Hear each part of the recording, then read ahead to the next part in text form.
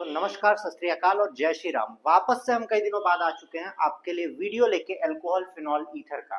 तो last video में आपने पढ़ा था अल्कोहल और फिनॉल का प्रिपरेशन, और इस वीडियो में हम पढ़ेंगे उनकी केमिकल प्रॉपर्टीज। तो आइए शुरू करते हैं। पहले तो इसे एडिट मोड पे ही डालना पड़ेगा, नहीं तो ये मेरी बात मानेगा नहीं।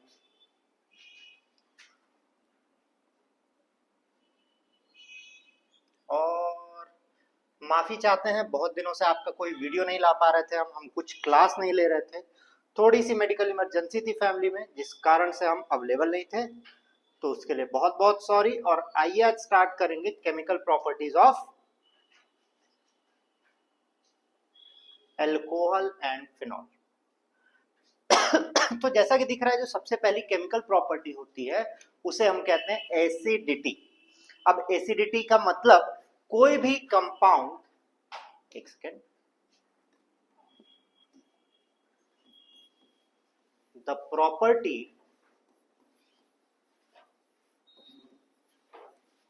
of a compound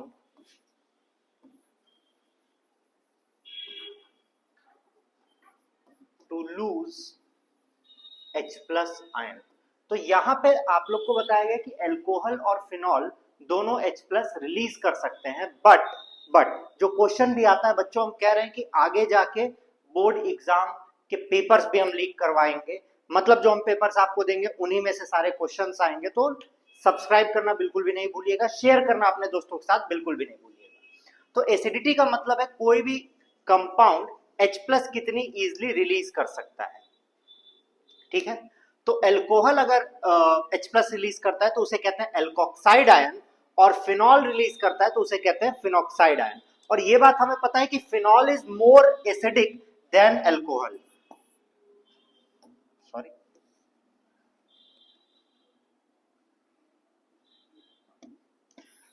phenol is more acidic than alcohol, more acidic than alcohol। कई बार इसका रीजन पूछा जाता है। अब देखिए, आपको एक बहुत ही सुंदर सी बात बताते हैं बच्चों। अगर आपको कभी भी स्ट्रेट चेन और बेंजीन रिंग के कंपाउंड में डिफरेंशिएट करने को पूछे, गिव रीजन पूछे, स्टेबिलिटी का रीजन पूछे, तो उसका 98% चांस है कि उसका रीजन रेजोनेंस ही होगा। ठीक है, तो ये बात भूलिएगा नहीं, गांठ बांध दीजिएगा। अब क्यों? क्योंकि phenoxide ion is resonance stabilized. जो फिनॉक्साइड आयन होता है वो रेजोनेंस स्टेबलाइज्ड होता है, क्योंकि ये नेगेटिव चार्ज जो है वो रेजोनेट कर जाता है। पर अल्कोहल में ऐसा कुछ नहीं देखने को मिलता है, एल्कोक्साइड आयन में ऐसा कुछ नहीं देखने को मिलता है, जिसके कारण phenoxide ion is more resonance stabilized. क्योंकि ये नेगेटिव चार्ज जो है पूरे बेंजीन रिंग में घूम सकता है, रेजोनेट कर सकता है। तो H प्लस के निकलने के बाद, H प्लस के रिलीज होने के बाद जो फिनॉक्साइड आयन है वो रेजोनेंस स्टेबलाइज्ड हो जाता है, इसीलिए वो ज्यादा एसिडिक है। क्योंकि हाइड्रोजन गया तब भी हमारा काम चल रहा है सही से। ठीक है, तो ये बात बिल्कुल भी भूलना नहीं है। गिव रीजन में कई बार क्वेश्चंस आ चुके हैं। और आपको हमारी क्लासेस कैसी लग रही है आप हमें बता सकते हैं कमेंट्स में। लाइक शेयर सब्सक्राइब करते रहिएगा। अभी जल्दी हम संडे से आपका सैंपल पेपर सॉल्व कराने वाले हैं। Life, physics, chemistry, maths, bio, science सारा होगा, तो घबराइएगा बिल्कुल भी नहीं, हमारे साथ जुड़े रहिएगा। अब नॉर्मल एसिडिटी की बात करते हैं, तो 1 degree alcohol is more acidic than 2 degree than 3 degree. अब इसका रीजन क्या है कि सॉरी, H प्लस रिलीज हो जाएगा तो ऑक्सीजन पे आ जाएगा नेगेटिव चार्ज। ठीक, और नेगेटिव चार्ज तब तक स्टेबल रहेगा जब तक उसे और नेगेटिव चार्ज ना मिल रहा हो। पर यहां पे अगर एक कार्बन है तो कार्बन प्लस आई, मिथाइल ग्रुप जो है, मिथाइल ग्रुप या फिर अल्काइल भी आप कह सकते हैं group, shows plus I effect. क्या शो करता है बच्चों? प्लस आई इफेक्ट शो करता है, जिसके कारण यहाँ पे एक ऐसा ग्रुप है जो इलेक्ट्रॉन डोनेट कर रहा है, यहाँ पे 2 लोग हैं और यहाँ पे 3 लोग हैं। तो जितना ज्यादा लोग डोनेट करेंगे उतना ज्यादा O को डिस्टेबलाइज करेंगे, क्योंकि उसके पास पहले से इलेक्ट्रॉन था, और मिथाइल ग्रुप या अल्काइल ग्रुप जो जुड़ा होगा वो उसे और देने पे मजबूर करेगा, और इलेक्ट्रॉन देगा तो रेजोनेंस स्टेबलाइज्ड। सिमिलर टू अगर हम इस कंडीशन में देखिए, कोई भी इंटरमीडिएट का मतलब होता है या तो हम ऐसे हैं या तो हम ऐसे हैं, बस गिरने ही वाले हैं। ठीक है, तो पहले ही हम इस कंडीशन में हैं, और नेगेटिव चार्ज का मतलब हमें पुश मिल रहा है, तो हमें और पुश मिलेगा तो मेरे गिरने के चांस ज्यादा हो जाएंगे, मेरे गिरने के चांस ज्यादा हो जाएंगे तो मेरी स्टेबिलिटी कम हो जाएगी। तो इसीलिए 1 degree is more acidic than 2 degree than 3 degree. अब सबसे सिंपल आता है रिएक्शन विथ मेटल। अब हम अल्कोहल की पहले बात करेंगे, फिर हम बात करेंगे फिनॉल की।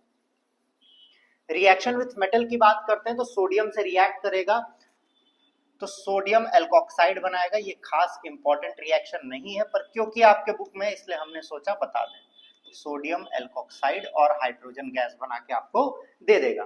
इसका one of the most important reaction है esterification. Esterification shows acidic nature of alcohol. Acidic nature of alcohol. अब बहुत ही इंपॉर्टेंट बात बताना चाहेंगे आपको कि जो एल्कोहल होता है वो दो टाइप के क्लीवेज शो करता है। दो टाइप के क्लीवेज। पहला क्लीवेज होता है जब हाइड्रोजन रिमूव होता है जो इसका एसिडिक नेचर शो करता है, और दूसरा होता है जब OH ग्रुप रिमूव होता है और कार्बोकैटायन बनाता है। तो एसिडिक नेचर शो करने वाले ये दो मेन रिएक्शन है। जो सबसे पहला मेन रिएक्शन वो है रिएक्शन विथ मेटल, और दूसरा जो रिएक्शन है वो है स्टेरिफिकेशन जो इसका एसिडिक नेचर शो करेगा। ठीक है, अब देखिए स्टेरिफिकेशन की बात करते हैं तो कार्बोक्सिलिक एसिड, कार्बोक्सिलिक एसिड, कई जगह पे कार्बोजाइलिक भी कहते हैं लोग, कार्बोक्सिलिक एसिड जब अल्कोहल से रिएक्ट करेगा तो अल्कोहल से H निकलेगा H+, और यहां से OH- निकल के वाटर बना देगा, और ये बना देगा RCO, इसका O R', जिसको हम ईस्टर कहते हैं। इसी को जब हम सोडियम से रिएक्ट करवाएंगे तो यही आगे चल के सोप बनाता है, और उस रिएक्शन को हम कहते हैं बच्चों सैपोनिफिकेशन। सैपोनिफिकेशन। ठीक है, अगला बात करते हैं जहां पे हम सारी बात करेंगे OH बॉन्ड क्लीवेज की, क्योंकि अल्कोहल सबसे अधिक यही शो करता है OH बॉन्ड क्लीवेज, ना कि एसिडिक नेचर। क्योंकि जैसा हमें पता है अल्कोहल की एसिडिटी फिनॉल से कम है, तो अल्कोहल जनरली OH- रिलीज करके कार्बोकैटायन बनाने की कोशिश करता है, जो हम पूरे हेलो एल्केन्स में पढ़ के आ रहे हैं। अब देखिए हैलाइड्स के साथ अगर हम बात करें तो हैलाइड्स के साथ देखिए जब भी OH बॉन्ड क्लीवेज होगा H2O निकलने के सबसे अधिक चांस रहेंगे। यहां से H निकला, यहां से OH निकला और RH बन गया। ये सेम रिएक्शन आपने कहां पढ़ रखा है, कलर चेंज कर देते हैं, ये सेम रिएक्शन आपने पढ़ रखा है प्रिपरेशन ऑफ हेलो एल्केन्स में। प्रिपरेशन ऑफ हेलो एल्केन्स का जो सबसे पहला वाला पार्ट था बच्चों, वो सारी केमिकल प्रॉपर्टीज यहां पे हम लोग यूज करेंगे। जैसा कि आपको बताए थे वो सारी प्रॉपर्टीज हम यूज करने वाले हैं। और अगर आपको नोट्स की जरूरत है तो आप हमारे टेलीग्राम चैनल को जरूर फॉलो करें, वहां पे सारे नोट्स अपडेटेड है। हमारे टेलीग्राम चैनल पे आपको सारे नोट्स मिल जाएंगे बच्चों, आईमेट फाउंडेशन के नाम से, तो वहां जाके जरूर देखें। आइए अब एक इंपॉर्टेंट टेस्ट है लुकास टेस्ट, जो डिफ्रेंशिएट करता है। ये देखिए कई बार एग्जाम में आया भी है बच्चों, differentiates between 1 degree, 2 degree and 3 degree alcohol, not phenol। तो सबसे पहले ये पता करना होगा कि लुकास रिएजेंट होता क्या है। तो जैसा कि आपको दिख रहा है लुकास रिएजेंट क्या होता है बच्चों, anhydrous ZnCl2 plus conc HCl, ये होता है लुकास रिएजेंट। ठीक है, अब जैसे सॉरी 3 डिग्री अल्कोहल वीडियो की स्टार्टिंग में आपको बताया गया था, फर्स्ट पार्ट में, आप उसको जाके देख सकते हैं, लिंक डिस्क्रिप्शन में आपको दे दिया जाएगा। नहीं तो यहां पे दिखा रहा होगा आपके वीडियो में एकदम टॉप कॉर्नर में, आप वहां पे क्लिक कर सकते हैं, तो आपको पूरे प्लेलिस्ट के पास वो पहुंचा देगा। ठीक है, 3 डिग्री अल्कोहल को जब लुकास रिएजेंट से रिएक्ट करवाते हैं तो वो टर्बिडिटी दे देता है इमीडिएटली वो टर्बिडिटी दे देगा। 2 डिग्री अल्कोहल टर्बिडिटी देगा 5 मिनट में, और 1 डिग्री अल्कोहल में कोई भी टर्बिडिटी नहीं होती है लुकास रिएजेंट से रिएक्ट करने के बाद। यही आपको याद रखना है। तो 3 डिग्री अल्कोहल, ये जब long answer question competency based या केस बेस्ड आता है तो उसमें जब लॉन्ग आंसर बनता है कि आइडेंटिफाई ABCD, तो उसमें ये बहुत ज्यादा इंपॉर्टेंट होता है कि an organic compound with a molecular formula C4H9O, आपको लिख देते हैं शायद आपको आइडिया लग जाए। An organic compound with molecular formula C4H9O gives turbidity in 5 minutes after reaction with after reaction with, अब देखिए यहाँ पे वो चालाकी करेगा और लुकास रिएजेंट नहीं लिखेगा, क्या लिखेगा, anhydrous ZnCl2 anhydrous ZnCl2 and concentrated HCl, और आपसे कह देगा draw the structure of A, draw the structure of A. अब आप सोचेंगे कि क्या होगा, सबसे पहली बात तो ये है कि लुकास रिएजेंट में टर्बिडिटी 5 मिनट बाद दे रहा है, मतलब 2 डिग्री अल्कोहल है, मतलब ये जो OH होगा ये और ये होगा, फिर इसके बाद बाकी कंपाउंड आप बना सकते हैं। तो इससे आपके क्वेश्चन का आंसर मिल जाएगा, आपके लिए बहुत इंपॉर्टेंट है। अब बात करते हैं सबसे फेमस रिएक्शन की, जो कि यहाँ पे है डिहाइड्रेशन रिएक्शन। अलग अलग लोग अलग अलग रिएजेंट से डिहाइड्रेट होते हैं, तो ये आपको याद रखना है। 1 डिग्री अल्कोहल जो है वो डिहाइड्रेट होता है कंसंट्रेटेड H2SO4 से। Concentrated H2SO4 is a very good dehydrating agent. तो जैसे ये कंसंट्रेटेड H2SO4 से रिएक्ट करेगा, ये अल्कीन बना देगा। अब कैसे बनाएगा, इस बात को ध्यान दीजिएगा। डिहाइड्रेशन का मतलब बच्चों होता है कि अगर उसमें किसी भी फॉर्म में वाटर है, not in the form of dot H2, पर किसी भी फॉर्म में है, उसको बाहर निकाल देना। तो देखिए यहां किस फॉर्म में है, देखिए यहां OH यहां से निकलेगा और H यहां से निकलेगा। तो OH निकलेगा माइनस चार्ज लेके, तो इस कार्बन पे आएगा प्लस चार्ज और इस कार्बन पे आएगा माइनस चार्ज, तो ये दोनों मिलकर डबल बॉन्ड बना देंगे, मतलब अल्कीन बना देंगे। तो 1 डिग्री अल्कोहल जब भी डिहाइड्रेट होगा कंसंट्रेटेड H2SO4 के प्रेजेंस में होगा और हमेशा अल्कीन बनाएगा।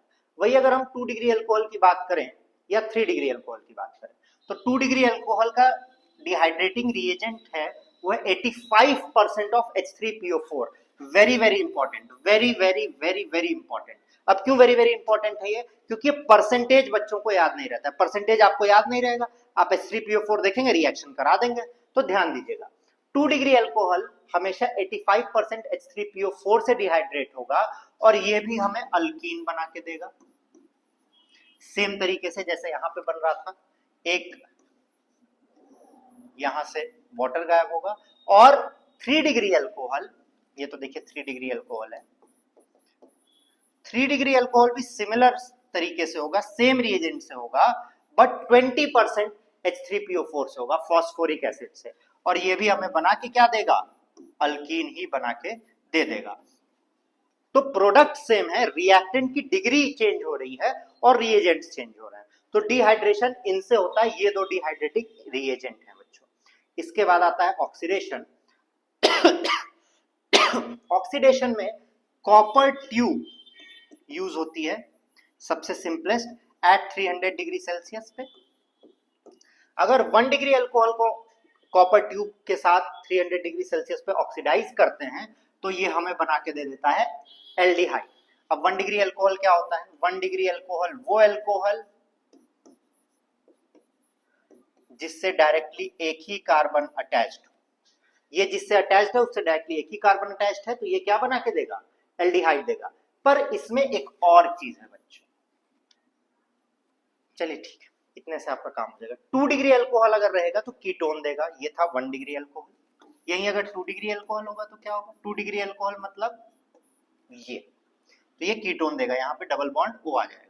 आपको स्टार्टिंग में बताया गया था बच्चों, भूलिएगा नहीं उस बात को, आप प्रीवियस वीडियो देख सकते हैं। और 3 डिग्री अल्कोहल अल्कीन दे देगा, तो ये तो बेसिक सा रिएक्शन है। अब बात आती है फिनॉल की। तो फिनॉल जो पुराने रिएक्शन हेलोएरिन्स में दे रहा था, वही रिएक्शन से यहाँ भी देगा, कोई नए रिएक्शन आपको देखने को नहीं मिलने वाले हैं। देखिए जैसे कि ये सल्फोनेशन दे रहा है, सल्फोनेशन किसके प्रेजेंस में देगा, कॉन्क H2SO4 के प्रेजेंस में। अटैकिंग रिएजेंट क्या होगा, HSO3+। बच्चों आपको बताया गया था कि आगे जब आप नेक्स्ट चैप्टर में पढ़ेंगे तो ये रिएक्शंस दोबारा होंगे, हेलोएरिन्स में आपको बोला गया था, तो ये याद कर लीजिए, ठीक है। तो वापस से मेजर प्रोडक्ट कौन सा होगा, पैरा होगा, पैरा सल्फोनिक फिनॉल और मेटासल्फोनिक, तो पैरा वाला स्टेबल होगा। यहां पे जो इंपॉर्टेंट रिएक्शन है, देखिए पहले से टिक्ड है, वो है नाइट्रेशन। रिएजेंट सारे सेम है, concentrated HNO3 H2SO4, attacking reagent NO2+ होगा, ऑर्थो पैरा के प्रोडक्ट बनेंगे, बट यहाँ पे ऑर्थो प्रोडक्ट जो होगा वो मेजर होगा due to intramolecular intramolecular hydrogen bonding. ये क्वेश्चन बहुत इंपॉर्टेंट है, गिव रीजन में आता है, तो आपको पूरा प्रोडक्ट बना के दिखाना होगा। ये फाइंड द प्रोडक्ट में आता है, कंप्लीट द रिएक्शन में आता है। तो ये बहुत ही ज्यादा इंपॉर्टेंट है, जो कई बार आपको देखने को मिल जाएगा। ये उतना ही इंपॉर्टेंट है, उतना ही इंपॉर्टेंट है कि क्या बताएं उतना ही इंपॉर्टेंट है जितना 2 GB डेटा सुबह मिलने पे खुशी होती है कि 12 बजे के बाद तो रिन्यू ही हो जाएगा। ठीक है, आजकल के बच्चे डेटा पे ज्यादा भरोसा कर रहे हैं, डेटा का ज्यादा इंतजार कर रहे हैं, और उसी डेटा के कारण उनके जो रिजल्ट का डेटा है वो खराब हो जाता है। और ये ऑर्थो प्रोडक्ट का स्टेबल होना कितना इंपॉर्टेंट है। ऑर्थो प्रोडक्ट स्टेबल होना पैरा के होते हुए उतना ही रेयर है जितना गधे के सर पे सींग। ठीक है, तो एक गधे के सर पे सींग है आपकी। Ortho nitrophenol is more stable than para nitrophenol. Reason क्या है? Intramolecular hydrogen bonding. ये जो OH ग्रुप है इसमें पोलैरिटी होती है पार्शियल नेगेटिव और पार्शियल पॉजिटिव चार्ज की, और NO2 का स्ट्रक्चर कुछ ऐसा होता है। तो ये डबल बॉन्ड जो है ये रेजोनेट करता रहता है, क्योंकि इस ऑक्सीजन के पास लोन पेयर भी है ना। तो इस एक ऑक्सीजन पे माइनस चार्ज बन गया, एक पे प्लस चार्ज बन गया। तो ये जो माइनस चार्ज है ये इस हाइड्रोजन से बॉन्डिंग बना लेता है। इस हाइड्रोजन से बॉन्डिंग बनाने के कारण वहां इंट्रामोलिकुलर हाइड्रोजन बॉन्डिंग दिखती है, जिससे कि वो ये इसको ज्यादा स्टेबल रखता है, इसके मुकाबले इसको जाने नहीं देता है। जैसे कि अगर आपका कोई फेवरेट कजिन आ गया घर पे, तो आप कोई ना कोई बहाना करते हैं कि अभी ना जाओ छोड़कर, कि दिल अभी भरा नहीं। तो ऑर्थो नाइट्रोफिनॉल भी यही कहता है कि ऑर्थो पे हो भैया, आ जाओ, रुक जाओ, जाना नहीं, रुक जाना नहीं तुम किसी से हार के। ये देखिए बच्चों एक रिएक्शन है, ये आपका केस स्टडी में बहुत इंपॉर्टेंट रोल प्ले करता है। केस स्टडी में very very important role play, कि फिनॉल को अगर कंसंट्रेटेड नाइट्रिक एसिड ओनली से रिएक्ट करवाए तो पिक्रिक एसिड बनता है। ये पिक्रिक एसिड का स्ट्रक्चर है जो येलो प्रेसिपिटेट होता है। तो केस स्टडी में आपको आ जाता है कि एन ऑर्गेनिक कंपाउंड A, जिसका मॉलिक्यूलर फॉर्मूला आपको दे देगा, reacts with nitric acid to form a compound B which has a yellow precipitate। अब आप सोचेंगे साला येलो प्रेसिपिटेट क्या था? तो yellow precipitate is picric acid.